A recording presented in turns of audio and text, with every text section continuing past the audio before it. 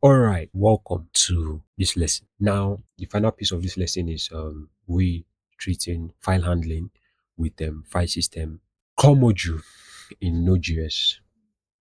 So, basically, we will be using our async concept to work with real operations such as reading, writing, and appending to a file or deleting a file.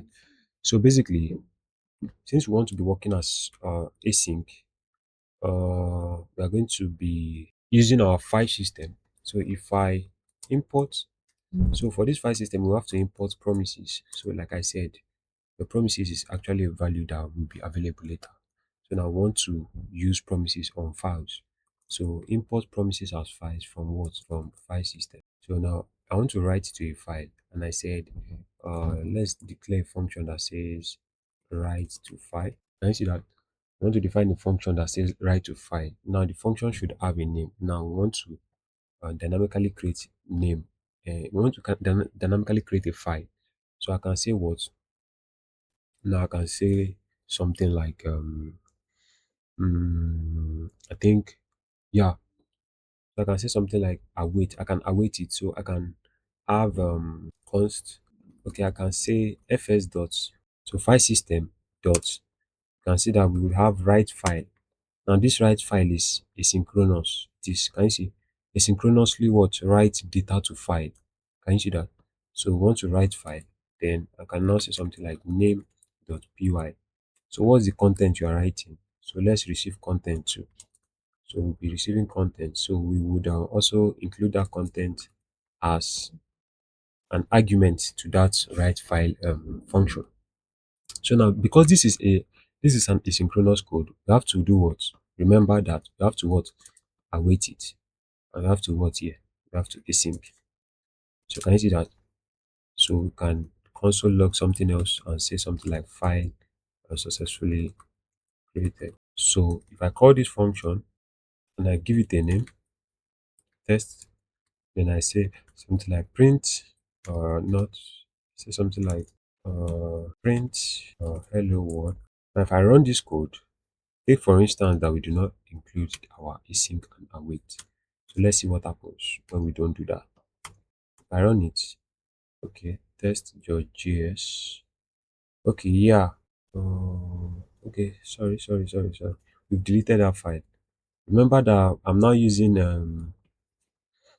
our Node.js application now. So how do I run that file? I'm going to run it by using um, npm run start. So I'll use npm run start. So it's created.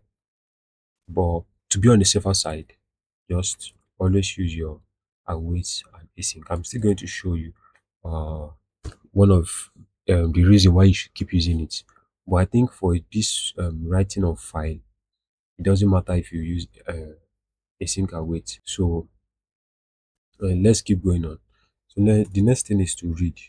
So I think it's this read. So read from file. So the name of the file. Then we have our data.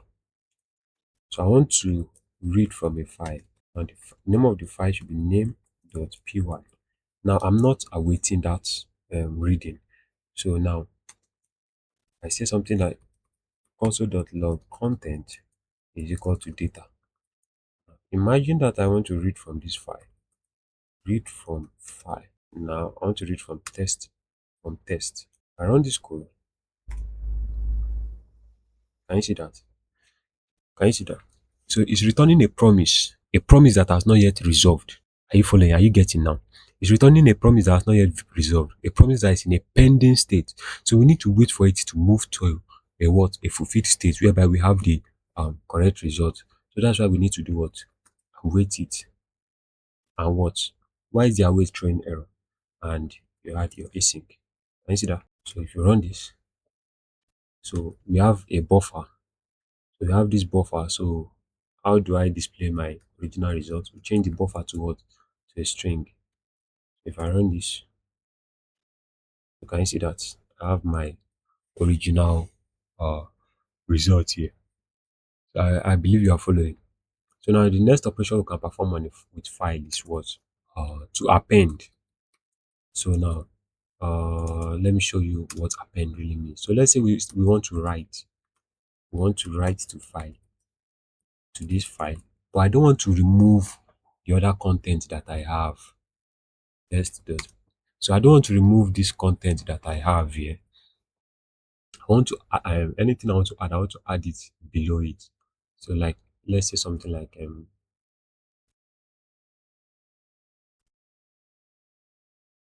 if I run this, you see that it will wipe out what we already have there.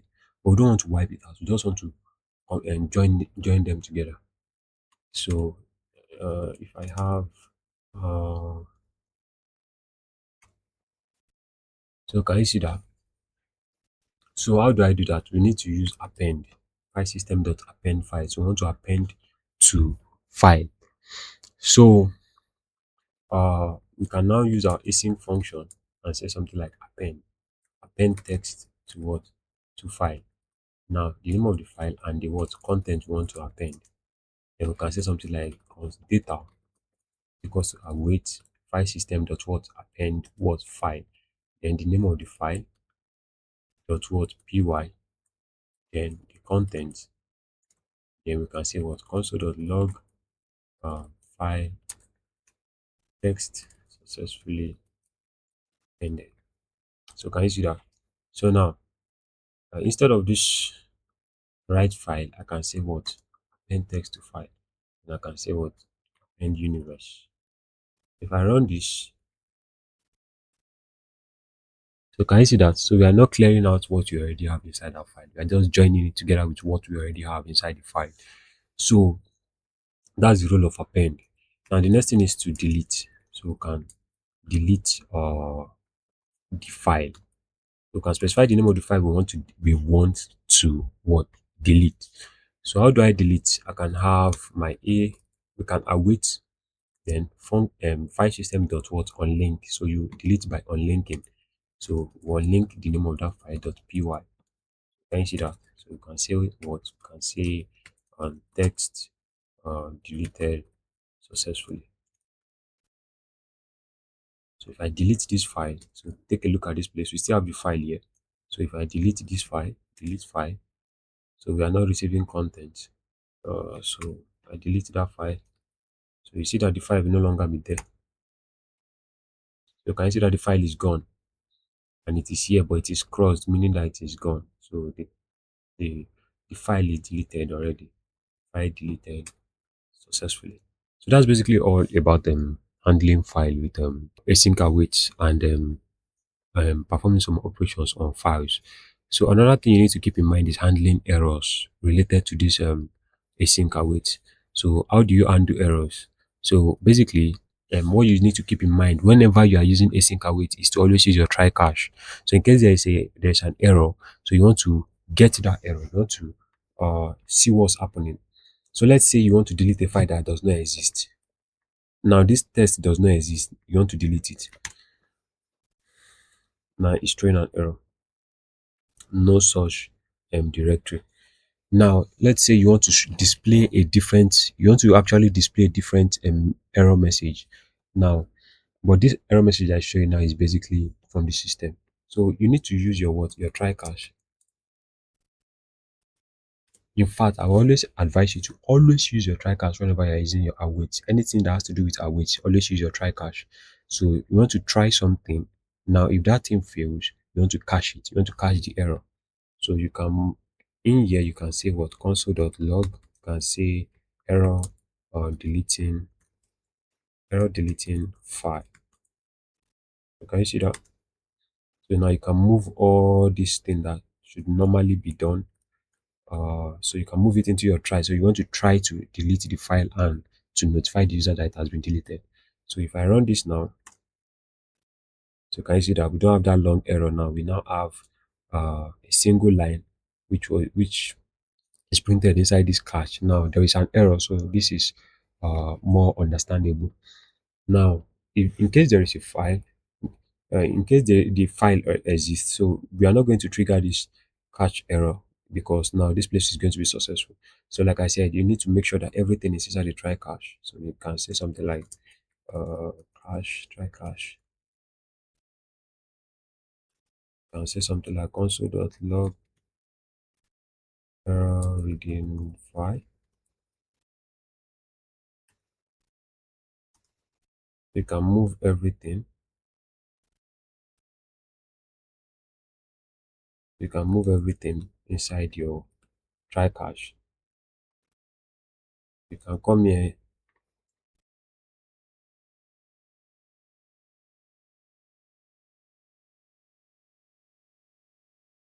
Can you see that?